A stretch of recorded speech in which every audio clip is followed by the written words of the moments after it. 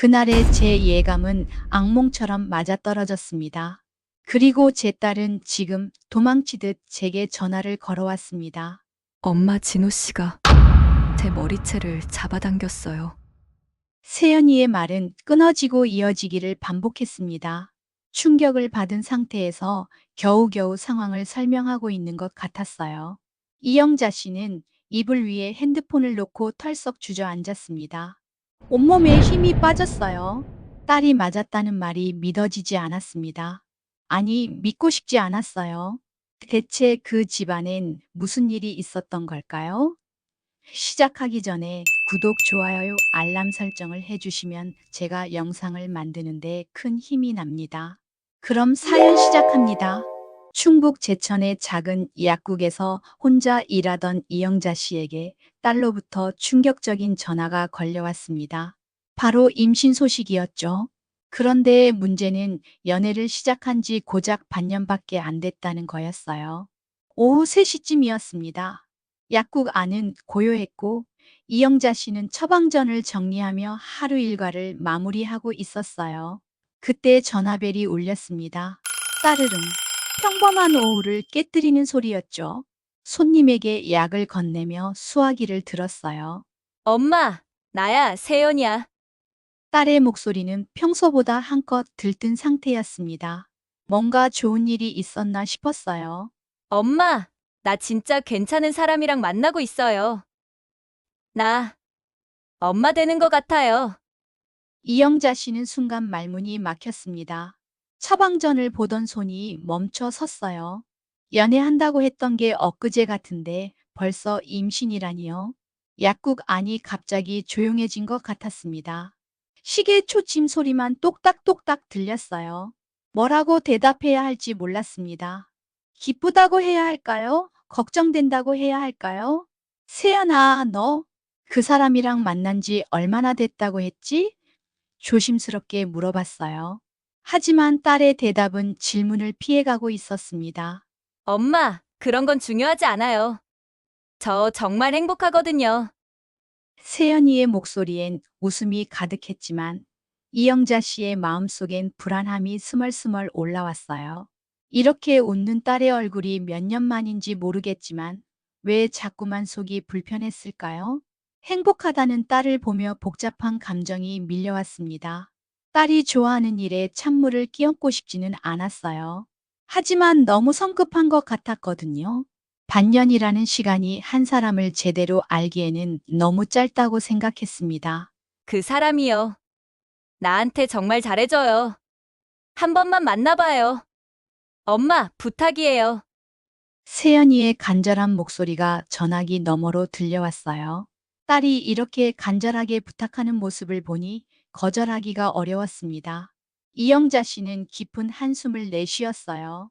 딸이 행복하다고 하는데 왜 자꾸만 마음이 무거워지는 걸까요? 엄마로서의 직감이 뭔가 이상하다고 속삭이고 있었지만 그 목소리를 무시하고 싶었어요. 딸의 행복을 믿고 싶었거든요. 그렇게 대전 둔산동의 한 한정식 집에서 남자 측의 어른들과 다 함께 만나기로 했어요. 여름 한복판이라 바깥 기온은 38도를 훌쩍 넘어서고 있었습니다. 아스팔트에서 아지랑이가 피어오르는 그런 무더운 날이었어요. 이영자 씨와 남편은 약속 시간 정각에 도착해서 기다리고 있었습니다. 에어컨이 시원하게 돌아가는 방에 앉아서요. 하지만 시간이 흘러도 사돈칙이 나타나지 않았어요. 10분, 20분. 시계를 보니 벌써 30분이 지나 있었습니다. 드디어 문이 열리며 세 명이 들어왔어요. 진호와 그의 부모님이었습니다. 늦은 와중에도 미안한 기색은 전혀 없었어요. 오히려 당연하다는 듯한 표정이었죠. 죄송합니다. 길이 막혀서요. 진수만 씨가 간단히 말하며 자리에 앉았습니다. 하지만 그 말투에는 진심 어린 사과가 느껴지지 않았어요. 형식적인 인사말 같았죠. 그 중에서도 특히 눈에 띈 건 사위의 아버지 진수만 씨였습니다. 얼굴과 목에 땀이 줄줄 흘러내리고 있는데 그는 긴팔 셔츠에 긴팔 토시까지 하고 있었어요. 이상했습니다. 이런 무더위에 왜 저런 옷을 입고 왔을까요? 식당 안은 에어컨이 잘 나오고 있었지만 밖에서 들어온 더위 때문인지 진수만 씨의 이마에서는 계속 땀방울이 맺혔어요. 그런데도 옷깃 하나 풀지 않았습니다. 팔토 씨가 답답해 보였는데도 말이에요. 더우시겠어요? 옷 좀 벗으시죠? 이영자 씨가 조심스럽게 권했습니다. 하지만 진수만 씨는 고개를 저으며 거절했어요. 덥긴 한데 뭐. 이런 날씨도 참을 줄 알아야지. 남자는. 땀방울이 이마에서 턱까지 흘러내리는데도 그는 단 한 번도 단추를 풀지 않았습니다. 오히려 더 꽉 잠그는 것 같았어요. 이영자 씨는 고개를 살짝 기울이며 생각했습니다. 어쩐지 저분은 아무리 더워도 절대 그 옷을 벗지 않을 것 같았어요. 뭔가 숨기고 싶은 게 있는 것처럼 보였거든요. 진수만 씨의 눈빛에는 묘한 경계심 같은 게 스며 있었고 그 모습이 이영자 씨에게는 계속 신경 쓰였습니다. 첫인상이 이상하게 불편했어요. 자리에 앉자마자 진수만 씨가 한마디 던졌습니다. 물 한 모금 마시지도 않고 인사치레도 제대로 끝나지 않은 상황에서였어요. 갑자기 부인을 향해 명령조로 말했습니다. 덥네. 물김치 좀 갖다 줘봐. 순간 공기가 얼어붙었어요. 이런 자리에서 이런 말을 할 줄은 몰랐거든요. 이영자 씨는 깜짝 놀라 진호의 어머니 박봉래 씨를 바라봤습니다. 박봉래 씨는 당황한 기색도 없이 고개를 숙이며 재빨리 일어났어요. 마치 이런 일이 일상다반사인 것처럼 자연스러웠습니다. 그 모습이 더욱 충격적이었어요. 죄송해요. 제가 챙겼어야 했는데 박봉래 씨의 목소리는 작고 조심스러웠습니다. 사돈 앞에서 남편에게 이런 대우를 받는데도 오히려 자신이 잘못한 것처럼 사과하고 있었어요. 이영자 씨는 어떻게 반응해야 할지 몰랐습니다. 첫 만남 자리에서 부인을 이렇게 부리다니요. 그것도 처음 만나는 사돈 앞에서 말이에요. 너무 당황스러워서 말이 나오지 않았어요. 이런 날 물김치도 없고 뭐 하는 거야? 옆편 내가. 진수만 씨의 말투는 마치 집에서 하인을 부르듯 자연스러웠습니다. 전혀 미안해하는 기색이 없었어요. 오히려 당연하다는 듯한 표정이었죠. 박봉래 씨는 허리를 깊이 숙이며 밖으로 나갔습니다. 그 모습을 보는 동안 방 안에는 어색한 정적이 흘렀어요. 진호는 아무 말도 하지 않았고 세연이는 고개를 숙이고 있었습니다. 이상했어요. 아무도 그 상황을 이상하게 여기지 않는 것 같았거든요. 마치 이런 일이 너무나 자연스러운 것처럼 받아들이고 있었습니다. 이영자 씨만 홀로 당황하고 있는 것 같았어요. 이영자 씨는 차가운 물잔을 다시 내려놓으며 생각했습니다. 저건 문화도 세대 차이도 아니었어요. 저건 그냥 관계였습니다. 지배와 복종의 관계 말이에요. 박봉래 씨의 자존감 없는 눈빛이 계속 머릿속에 맴돌았습니다.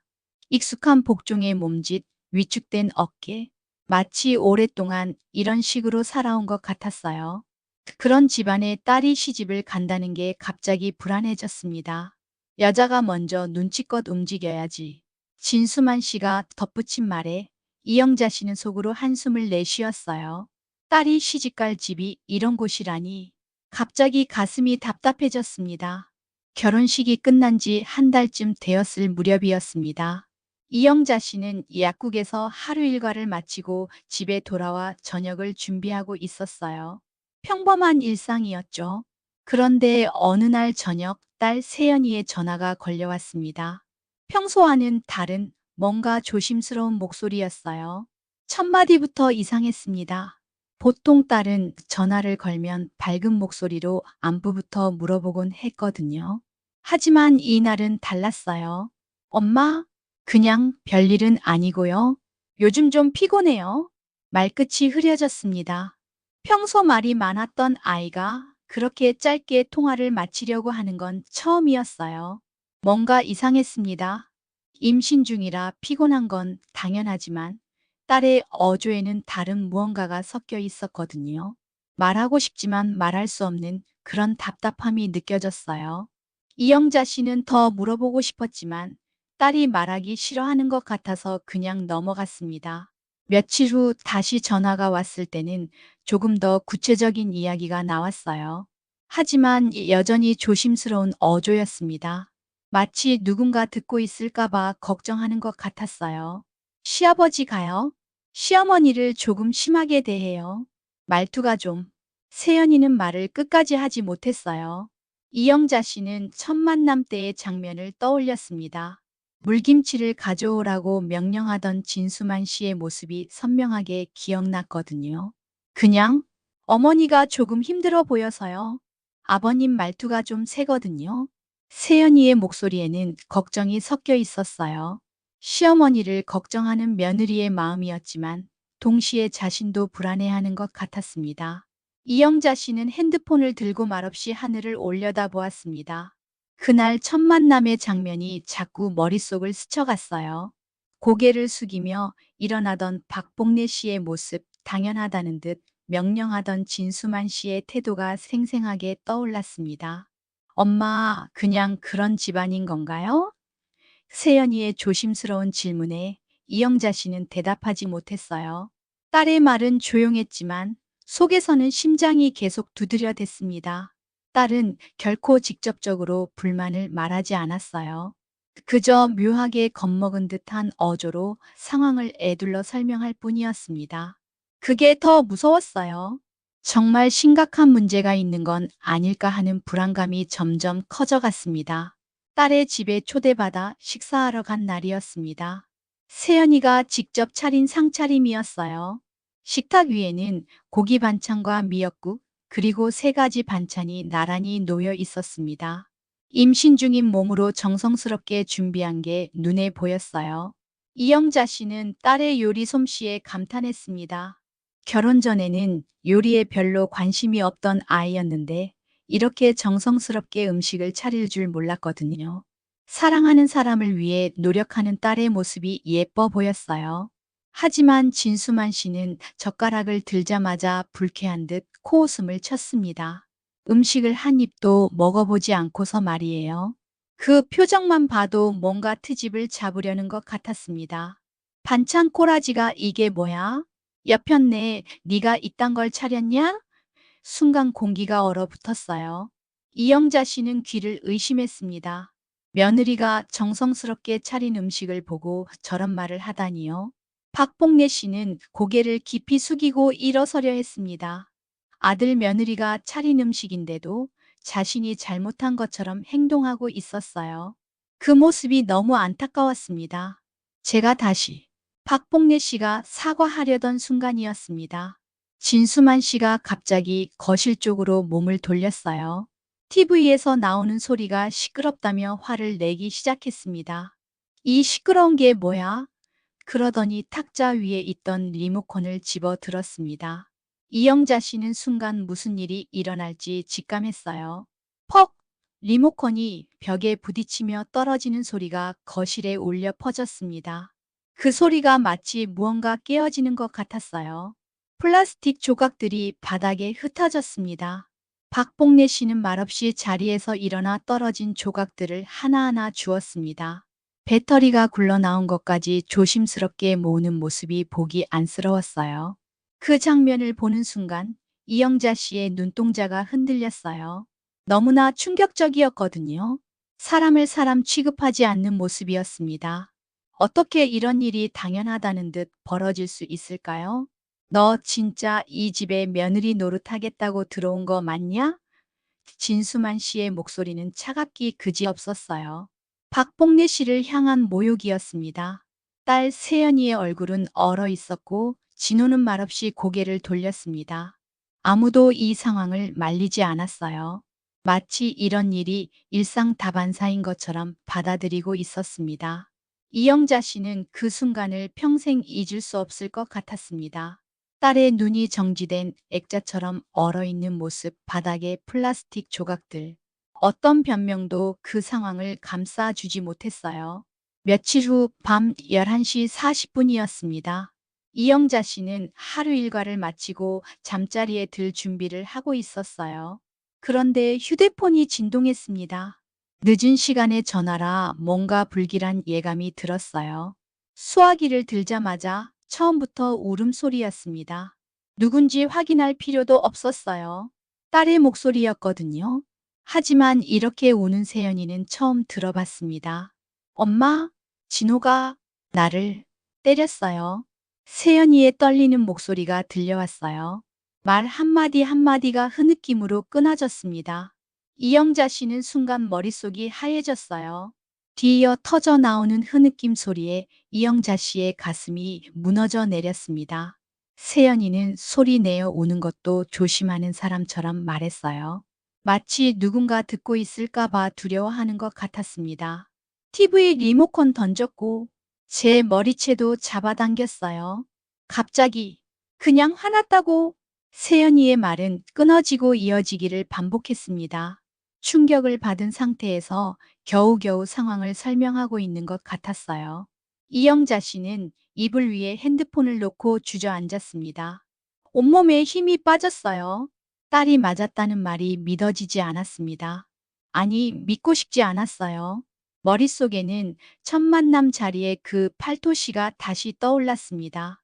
무더위에도 불구하고 목을 꽉 감싸고 있던 진수만 씨의 모습이 선명하게 기억났어요. 그건 단지 더위를 이기려던 옷이 아니었을지도 모른다는 생각이 들었습니다. 폭력의 흔적을 감추려던 거였을까요? 그리고 이제 그 집안의 다음 세대가 딸에게 상처를 주고 있었습니다. 대물림되는 폭력이 딸에게까지 이어진 거였어요. 엄마, 괜찮은 거죠? 그냥 맞고 살아도 되는 거예요? 세연이의 절망적인 질문에 이영자 씨는 단호하게 대답했습니다. 지금 당장 우리 집으로 와. 세연아, 너 거기 있으면 안 돼. 목소리는 떨렸지만 마음은 확고했어요. 딸을 그 집에 두고 볼 수는 없었습니다. 첫 만남 때부터 느꼈던 불안감이 현실이 되어버린 거였어요. 그날 밤 12시가 넘어서 세연이는 작은 가방 하나만 들고 친정집 문을 두드렸습니다. 엄마의 품에 안긴 딸은 한참을 울었어요. 다음 날 아침 이영자 씨는 세연이의 실제 상처를 직접 확인하게 되었습니다. 전화로만 들었던 이야기가 아니라 눈으로 보는 현실이었어요. 세연이의 팔목에 멍자국이 있었는데 그 모양이 손가락 자국이었거든요. 보라색으로 변한 멍자국이 선명했습니다. 누군가 세게 잡았다는 증거였어요. 전화로 들었을 때보다 훨씬 심각해 보였습니다. 실제로 보니 마음이 더욱 아팠어요. 세연아, 이거 언제부터 있었던 거야? 조심스럽게 물어봤습니다. 딸을 더 상처 주고 싶지 않았거든요. 하지만 정확한 상황을 알아야 했어요. 엄마, 사실 처음이 아니에요. 세연이는 조심스럽게 입을 열었습니다. 그동안 혼자 참고 견뎠던 일들이 있었다는 뜻이었어요. 이영자 씨는 왜 진작 말하지 않았는지 안타까웠습니다. 시아버지가 팔에 문신이 있더라고요. 진호가 말해줬는데 젊을 때 싸움을 많이 하셨대요. 세연이의 말에 이영자 씨는 깜짝 놀랐어요. 그제서야 첫날의 긴팔 셔츠 토시가 이해됐습니다. 무더위에도 불구하고 팔을 가렸던 이유가 문신 때문이었던 거예요. 그리고 그 문신은 단순한 젊은 시절의 추억이 아니라 폭력적인 과거의 증거였던 것 같았습니다. 숨기고 싶었던 과거가 있었던 거죠. 진호도 어릴 때부터 그런 걸 봐왔으니까. 세연이의 말이 끝나기도 전에 이영자 씨는 모든 걸 이해했어요. 폭력은 대물림되고 있었던 거였습니다. 진수만 씨에게서 진호에게로 그리고 이제는 딸에게까지. 어린 시절부터 아버지의 폭력을 보고 자란 진호에게는 그것이 자연스러운 일이었을지도 몰랐어요. 화가 나면 때리는 게 당연한 일이라고 생각했을 수도 있었습니다. 하지만 그렇다고 해서 용서될 수 있는 일은 아니었어요. 이영자 씨는 속으로 중얼거렸습니다. 그 집안은 원래 그런 집안이었구나. 처음부터 느꼈던 그 이상한 기운, 박복래 씨의 위축된 모습, 모든 게 이제야 명확해졌어요. 가족 안에서 벌어지는 폭력이 얼마나 은밀하고 지속적인지 알 수 있었습니다. 겉으로는 평범해 보이지만 그 안에는 어두운 비밀이 숨어 있었던 거예요. 딸을 그런 환경에서 빼내야 한다는 확신이 더욱 강해졌습니다. 세연이를 보며 이영자 씨는 다짐했어요. 더 이상 이런 일이 반복되어서는 안 된다고. 딸과 태어날 손주를 지켜내야 한다고 말이에요. 며칠 뒤 진호가 예고도 없이 친정집문을 두드렸습니다. 초인종 소리에 이영자 씨가 문을 열어보니 손에는 작은 과일 박스 하나를 들고 서 있었어요. 얼굴에는 전혀 반성이라곤 없었습니다. 오히려 당당해 보이기까지 했어요. 마치 자신이 잘못한 게 없다는 듯한 표정이었죠. 이영자 씨는 그 뻔뻔한 모습에 말문이 막혔습니다. 거실로 들어온 진호는 소파에 앉자마자 이렇게 말했어요.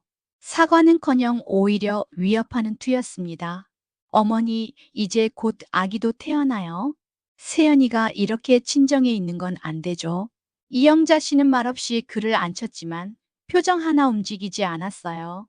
속으로는 분노가 치밀어 오르고 있었지만 일단 들어보기로 했습니다. 요즘 세상에 한 대 친다고 뭐 큰일 나나요? 우리 아버지도 어머니한테 가끔씩 손 올라갔지만 다 잘 사시잖아요. 진호의 말에 이영자 씨는 경악했어요. 폭력을 당연한 것처럼 말하고 있었거든요. 어떻게 사람을 때리는 걸 그렇게 가볍게 말할 수 있을까요? 더욱 충격적인 건 자신의 아버지도 그랬다며 정당화하려는 모습이었어요. 폭력이 대물림되고 있다는 걸 스스로 인정하고 있었습니다. 그 순간 세연이가 고개를 숙였습니다. 이영자 씨의 안에서 무언가 뚝 끊어지는 소리가 났어요. 박복래 씨가 무릎 꿇고 깨진 리모컨을 줍던 모습, 세연이가 눈물 흘리며 전화하던 밤, 그 모든 장면이 지금 이 한 문장에 다 있었습니다. 아버님도 그러셨고, 다 그 집안 분위기인 거잖아요. 진호는 마치 자신의 행동을 정당화하려는 듯 말했습니다. 집안 분위기라는 핑계로 폭력을 감싸려고 했어요. 하지만 이영자 씨의 대답은 단호했습니다. 더 이상 참을 수 없었거든요. 너 같은 집안이랑 우리 딸 못 산다. 목소리는 차갑고 단호했어요. 진호는 잠깐 당황하는 기색을 보였지만 곧 다시 뻔뻔한 표정을 지었습니다. 너랑은 같이 못 산다. 애는 혼자 키우는 게 100배 낫다. 이영자 씨의 마지막 말에 진호의 얼굴이 굳어졌어요. 하지만 이미 늦었습니다. 이영자 씨의 마음은 확고했거든요. 과일 박스를 들고 온 것으로 모든 게 해결될 거라고 생각했다면 큰 오산이었어요. 딸을 때린 것에 대한 진정한 반성도 없이 오히려 당연하다는 듯 말하는 모습에 이영자 씨는 더욱 확신했습니다. 이런 사람과는 절대 딸이 살 수 없다고 말이에요. 그날 이후 며칠 동안 진호는 물론이고 진수만 씨와 박복래 씨까지 번갈아 전화를 걸어왔습니다. 하루에도 서너 통씩 전화가 왔어요. 하지만 그들의 말은 모두 변명과 합리화뿐이었습니다. 가장 먼저 걸려온 건 진수만 씨의 전화였어요. 목소리에는 전혀 미안함이 느껴지지 않았습니다. 오히려 이영자 씨가 너무 예민하게 반응한다는 투였어요. 정말 후회하고 있습니다. 애가 곧 태어나는데 이것은 너무 가혹하지 않습니까? 하지만 이영자 씨에게는 전혀 설득력이 없었어요. 진짜 후회한다면 왜 진호는 그렇게 뻔뻔했을까요? 왜 사과는 없고 정당화만 했을까요? 요즘 젊은 애들 감정 기복 심해서 그래요. 다 지나가요. 진수만 씨의 말에 이영자 씨는 한숨을 내쉬었어요. 딸의 상처를 단순한 감정 기복으로 치부하고 있었습니다. 다음에는 박복래 씨가 전화를 걸어왔어요. 목소리는 떨리고 있었지만 여전히 상황을 축소하려고 했습니다. 우린 그럴 의도 없었어요. 그냥 가정사일 뿐입니다. 가정사라는 말에 이영자 씨의 마음은 오히려 더 단단해졌어요. 가정사라는 이름으로 얼마나 많은 폭력이 은폐되어 왔는지 너무나 잘 알고 있었거든요. 이영자 씨는 차분히 듣기만 했습니다. 화를 내거나 소리를 지르지 않았어요. 대신 조용하지만 단호하게 대답했습니다. 사람은요, 한번 화내는 거랑 사람을 해치는 건 달라요. 그들은 여전히 상황의 심각성을 이해하지 못하고 있었어요. 딸을 때린 것을 단순한 화풀이 정도로 생각하고 있었습니다. 딸 세연이의 떨리던 목소리가 계속 머릿속에 맴돌았어요. 이불을 꼭 쥔 손, 그리고 방 안에 들어와 아이처럼 웅크리고 있던 모습까지 모두 뚜렷하게 떠올랐습니다. 이영자 씨는 속으로 생각했어요. 그 가정사라는 이름으로 얼마나 많은 상처가 덮였는지 당신들은 모른다고. 얼마나 많은 여성들이 그 말 때문에 참고 살아왔는지 모른다고 말이에요. 그런 집에서 우리 손주 키울 순 없어요. 이영자 씨의 마지막 말은 확고했습니다. 그 아이를 다시 그 집으로 돌려보낼 수는 절대 없었어요. 딸과 태어날 손주를 지키는 게 더 중요했습니다. 전화를 끊은 후에도 그들은 계속 연락을 시도했지만 이영자 씨의 마음은 변하지 않았어요. 오히려 더욱 확신만 들었습니다. 세연이는 결국 청주 가정법원에 이혼 소장을 접수했습니다. 양육권은 자신이 가지기로 했어요. 결정을 내리기까지 많은 고민이 있었지만 이제는 확신을 가지고 있었습니다. 법원 건물 앞에 선이 마음이 무거웠어요. 하지만 동시에 새로운 시작에 대한 기대감도 있었습니다. 이영자 씨는 딸 곁에 서서 든든한 버팀목이 되어 주었어요. 진호는 처음엔 호통을 쳤습니다. 법원에서 만난 그는 여전히 자신이 잘못했다는 생각이 없어 보였어요. 오히려 세연이가 너무 예민하게 반응한다며 화를 냈습니다. 이런 일로 이혼까지 하겠다고? 정말 말이 안 돼. 하지만 세연이는 더 이상 흔들리지 않았어요. 그 다음에는 울며 매달렸지만 세연이는 이미 마음이 닫혀 있었습니다. 너무 늦었어요. 우리 아이는 나처럼 무서워하면서 자라지 않게 할 거예요. 세연이의 목소리는 처음으로 단단해져 있었습니다. 엄마가 되면서 더욱 강해진 것 같았어요. 법원 복도에서 이영자 씨는 조용히 딸의 손을 잡았어요. 딸이 어른이 되어가는 순간을 보는 것은 때로는 참혹하고 또 감동적인 일이었습니다. 이런 일을 겪으며 성장해야 한다는 게 안타까웠지만 용기 있는 결정을 내린 딸이 자랑스러웠어요. 소장은 접수됐습니다. 향후 기일 통보해 드리려. 법원 조서관의 말에 세연이는 고개를 끄덕였어요. 접수중을 받아든 딸의 표정은 굳어 있었지만 그 안에서 희망의 빛이 보였습니다. 조서관이 건네준 서류를 받아들며 세연이는 깊은 숨을 내쉬었어요. 이제 정말로 새로운 시작이었습니다. 무섭기도 했지만 동시에 해방감도 느껴졌어요. 저 잘할 수 있을까요? 엄마처럼. 세연이가 조심스럽게 물었을 때 이영자 씨는 미소를 지었습니다. 엄마는 너한테 배워. 넌 나보다 훨씬 강하니까. 이영자 씨의 떨리는 손이 딸의 어깨를 감쌌어요. 법원을 나서는 발걸음이 가벼워 보였습니다. 이제 진짜 새로운 인생이 시작되는 거였어요. 앞으로 혼자 아이를 키워야 한다는 부담감도 있었지만 폭력에서 벗어났다는 안도감이 더 컸습니다. 세연이의 얼굴에는 오랜만에 평온함이 찾아와 있었어요. 이영자 씨는 딸의 용기 있는 선택을 진심으로 응원했습니다. 시간이 흘러 세연이는 건강한 아기를 낳았습니다. 이영자 씨는 하루에 3번 딸 집에 반찬을 들고 다녔어요. 세연이는 웃고 있었고 아이는 평화롭게 잠들어 있었습니다. 작고 소중한 생명이 평온하게 숨을 쉬는 모습을 보니 그동안의 모든 일들이 보람 있게 느껴졌어요. 만약 그때 포기했더라면 이 아이도 폭력의 그림자 아래서 자랐을지도 모를 일이었습니다. 어느 날 문득 이영자 씨는 여름날 첫 만남을 떠올렸습니다.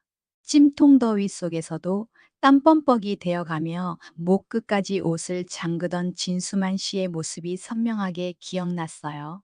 그때의 이상한 기운이 무엇이었는지 이제야 확실히 알 것 같았습니다. 첫 만남 자리의 정적, 땀, 팔토시. 그건 신호였지. 이영자 씨는 거실 창문을 열며 조용히 중얼거렸어요. 그건 예민함이 아니었어요. 그건 수십 년을 살아온 여성이 그리고 무엇보다 엄마의 촉이었습니다. 위험을 감지하는 본능적인 감각이었죠. 세연이가 아기를 안고 있는 모습을 보며 이영자 씨는 흐뭇해했어요. 딸의 얼굴에는 진짜 평화로운 미소가 걸려 있었습니다. 예전에 억지로 지었던 웃음과는 완전히 달랐어요. 엄마, 진짜 고마워요. 세연이가 미소를 지으며 말했을 때 이영자 씨는 대답했습니다. 엄마의 직감은 평생을 걸고 싸워서 얻은 감각이야. 창문으로 들어오는 바람이 방 안을 시원하게 만들었어요. 아기의 작은 숨소리, 딸의 따뜻한 표정, 그리고 이제야 찾은 평화로운 일상이 모든 걸 말해주고 있었습니다. 이영자 씨는 조용히 말했어요. 그때 내가 모른 척하지 않아서 정말 다행이다. 만약 그때 딸의 행복을 위해서라며 눈 감아 줬더라면 어떻게 됐을까요? 만약 사돈 관계를 생각해서 참았더라면 어떻게 됐을까요? 생각만 해도 끔찍했어요. 엄마의 직감은 무섭도록 정확했습니다. 그리고 그 직감이 딸과 손주를 지켜냈어요. 상견례 자리에서 느꼈던 그 불편함, 뭔가 이상하다는 그 느낌이 결국 옳았던 거였습니다. 이제 세연이와 아기는 안전했어요. 폭력의 그림자에서 벗어나 새로운 삶을 시작할 수 있었습니다. 혼자 아이를 키우는 일이 쉽지는 않겠지만 두려움 없이 살 수 있다는 게 더 중요했어요. 이영자 씨는 창가에 서서 따뜻한 햇살을 받으며 생각했습니다. 엄마의 사랑과 직감이 또 하나의 가족을 구해냈다고. 그리고 이런 용기 있는 선택들이 모여서 더 나은 세상을 만들어 간다고 말이에요. 여러분, 오늘 이야기는 어떠셨나요? 우리 주변에도 이런 일들이 생각보다 많이 일어나고 있을지도 모릅니다. 가족을 지키는 용기 있는 선택에 대해 생각해 보는 시간이 되셨기를 바라요. 구독과 좋아요, 그리고 여러분의 소중한 댓글로 더 많은 분들과 이런 의미 있는 이야기를 나눌 수 있었으면 좋겠습니다. 감사합니다.